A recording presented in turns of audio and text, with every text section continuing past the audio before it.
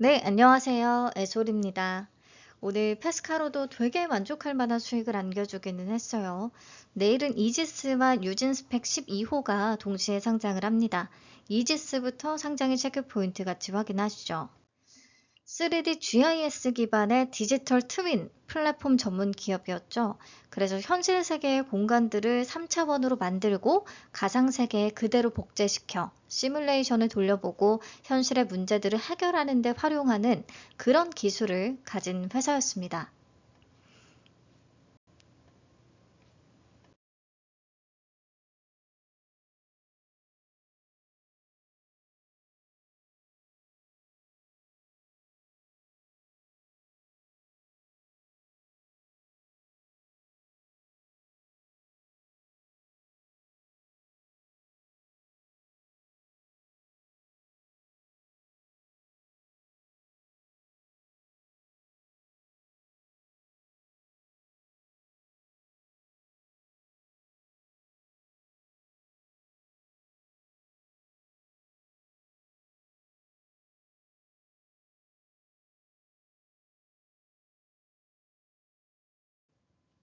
특히 전 세계에서 5개 기업만 구현이 가능하다는 디지털 어스 기술을 기반으로 디지털 트윈 대중화를 이끌기 위한 플랫폼을 만들었어요. 실적은 회사의 매출 구조가 정부나 공공기관 프로젝트 발주에 크게 의존하는 특징이 있다 보니까 작년 말부터 올해 상반기까지 좀 정치적인 혼란으로 인해 공공사업이 중지되면서 적자로 저단한 모습을 보이기는 했고요. 그래서 공모가는 27년 추정치를 기반으로 산정이 됐는데 상단인 15,000원으로 확정됐고 NH투자증권에서 배정을 받았습니다. 최종 배정 내역부터 보시면 우리 사주 조합에 배정된 물량은 없었고요. 기관 투자자 미납 없습니다. 최종적으로 확약은 64.56%입니다. 수요 예측대 6.31%밖에 안 됐는데 기본이 진짜 높아지긴 했네요. 근데 여기도 15일에 단기 확약에 거의 다 몰려 있습니다. 적용해서 상장일 유통 가능한 물량을 계산하면 186만 5,752주, 주식 총수의 19.53%까지 감소하고요. 공모가 기준 금액으로는 약 280억 원 정도, 확실히 가볍긴 합니다. 그리고 앞선 종목들에 비해서 기존 주주의 비중이 막 아주 높진 않아요. 58.53% 정도. 그래도 상장일 주체들 중에서는 가장 높은 비중을 차지하겠고요. 그 다음 일반 청약자 20%, 국내 기관 18% 정도입니다. 상장일 유통 가능 물량을 들고 있는 기존 주주는 5% 이상 주주로 2024 에이스톤 프로젝트 5호가 있고요. 1% 이상 주주로 벤처금융들, NH투자증권, 개인 등이 있습니다. 기존 주주들의 투자 단가는 얼마일까? 기발행된 우리사주조합은 1960원에 발행이 됐고요. NH투자증권 등 4개 투자자는 11,060원에 들어왔습니다. 2024 에이스톤 프로젝트 제5호의 단가도 11,060원. 그래서 기존 주주들은 모두 공모가 기준으로도 수익 구간을 확보한 것으로 보입니다. 상장일에 개인들한테 물량 떠넘기기가 좀 심하게 나타날 수도 있겠어요. 자, 조금만 다시 정리를 해보면 확약은 64.56%, 아주 높은 건 아니지만 기본 레벨 자체는 높아졌습니다. 최종 유통 가능 물량은 19.53%에 기존 주주 비중 58.53%, 기존 주주들의 단가는 공모가 아래기는 하고요. 유통 가능 금액이 약 280억 원으로 200억 원대라는 거. 우리가 딱 가볍다라고 자신있게 말할 수 있는 정도의 사이즈, 시총은 약 1,433억 원.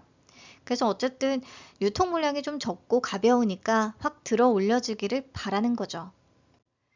물론 아직도 가격은 비싸다고 생각합니다. 국내에서 동일하게 GIS 플러스 디지털 트윈 사업을 영위하고 있는 웨이버스와 비교해서 봤을 때 웨이버스의 거의 3배에 달하는 시가총액으로 등장을 하겠다는 거거든요. 이게 과연 맞는 것인가? 그 정도로 차별화되는 기업인가는 잘 모르겠다.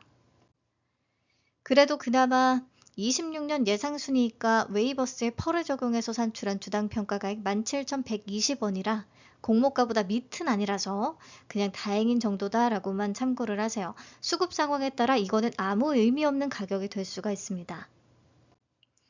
테라뷰를 보면 가격이 중요한 시기는 아니기는 한 거죠. 테라뷰가 어제 종가 기준으로 가장 고점을 찍어주면서 더블을 달성했고 오늘 추가로 상한가까지 찍었습니다. 페스카로도 고가 기준 203%를 기록을 해줬고요. 다만 요거는 체크를 하셔야죠. 페스카로가 시초가가 너무 높게 터서 출발을 하니까 장 초반이 고점이 돼버렸죠. 요러면 이지스는 시초 매수세가 좀 약해지고 시초 매도세가 강해질 수가 있습니다. 그렇다면 시초 레벨이 아주 높진 않을 수가 있다는 거. 자, 그리고 요것도 같이 보시면 좋겠네요. 유통 가능 금액 200억 원대가 큰 포인트이기 때문에 올해 상장한 유통 가능 금액 200억 원대 종목들 좀 추려서 보겠습니다. 가장 최근 이노테크부터 해서 모티브 링크까지가 있는데요.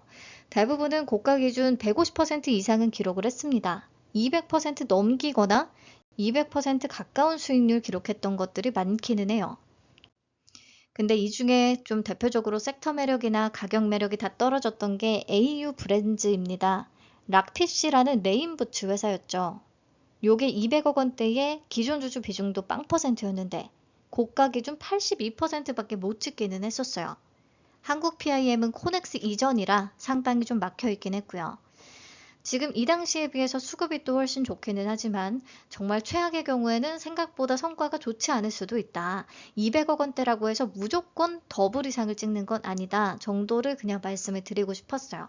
왜냐하면 이지스도 지금 가격이 너무 비싼 감이 있기 때문에 섹터 매력도 좀 떨어지고, 그래서 정리하자면 이지스는 가볍지만 섹터 매력이나 가격 메리트는 확실히 떨어집니다. 테라뷰를 보면 가격이 그닥 중요한 시기는 아니고 유통 가능 금액 200억 원대라는 힘이 분명히 있기는 할 텐데 페스카로의 영향으로 시초가 매수세 약해지고 매도세가 강해진다면 시초가는 아주 높진 않을 수 있겠고요.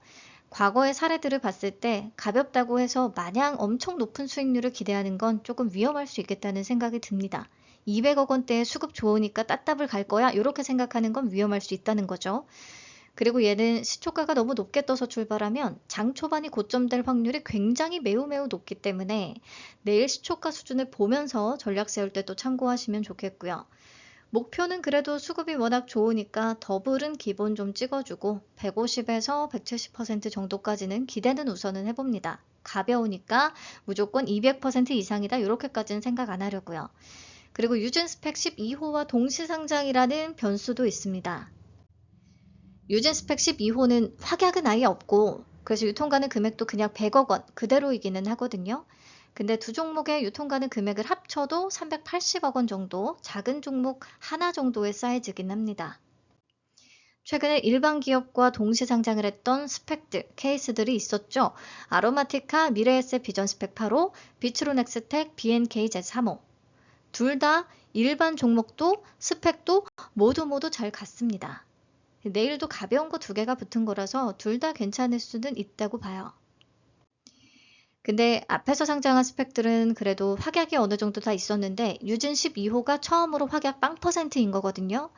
그래서 유통가능 금액도 100억 원으로 가볍지 않은 거고요. 근데 또 아로마티카랑 동시 상장이었던 미래에셋 비전 8호도 112억 원으로 가볍진 않았습니다. 확약도 8.4%로 낮은 편이었고 그럼에도 더블 이상의 고가 기준 더블 이상의 성과를 내줬던 거예요. 지금 기본적으로 최근에 단독 상장했던 스펙들이 고가 기준 거의 다 200% 언저리까지 엄청 난리를 쳐놨어서 유진 스펙 12호도 어느 정도 반응은 있을 거라고 봅니다. 그래서 만약 이지스가 초반에 고점을 찍고 내리는 추세다라고 하면 유진 스펙 12호에 또 거래가 활발히 계속 이루어지면서 단타꾼들의 놀이터가 될 수도 있겠고 반대로 아예 시초부터 이지스보다는 유진 스펙 쪽으로 매수세가 몰릴 수도 있겠고 이렇게 되면 좀 반대 흐름이 나타날 수 있는 거죠.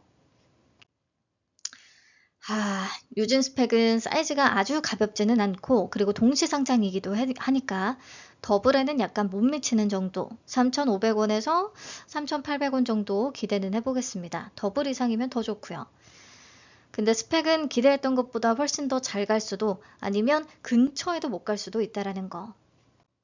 주식 세계는 진짜 모르는 거라 내일도 장전 동시효과의 시초가 레벨을 보면서 전략 세우시는 게 좋겠네요. 그럼 내일 아침에 또 뵙겠습니다. 감사합니다.